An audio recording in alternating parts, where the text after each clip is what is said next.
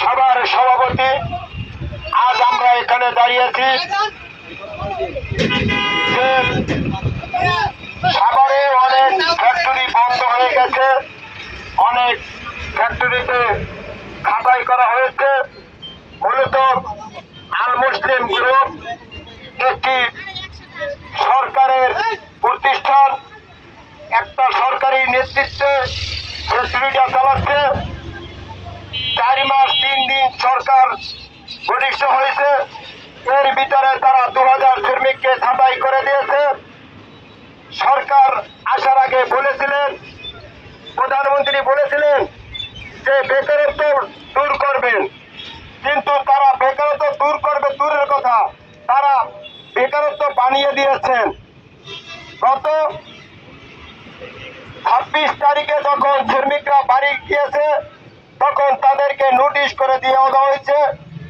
একজন এমপি আব্দুল্লাহ সাহেব 1868 শ্রমিকের ছাঁটাই ধরিয়ে দিয়েছে, তাদের জীবনটাকে মাটি করে দিয়েছে।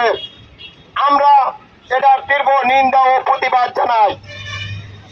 আরো বলতে চাই, ছাঁটাইকৃত শ্রমিকদেরকে পুনর্বহাল করতে হবে এবং বন্ধ কারখানা চালু করতে হবে। এমপি সাহেব যে কাজটা করেছে, প্রধানমন্ত্রী তার মাথার উপরে আছে, তার সাহস পেয়েছে, তার আশ্বাস পেয়েছে। তা না হলে সে প্রধানমন্ত্রীর আশ্বাস যদি না পেত, একসঙ্গে 1800 শ্রমিককে ছাঁটাই করতে পারত না। আমরা বলতে চাই এই সরকারকে, আপনি বেকারত্ব দূর করবেন না আপনি বেকারত্ব বানাবেন, এটা হলো আপনার কাজ।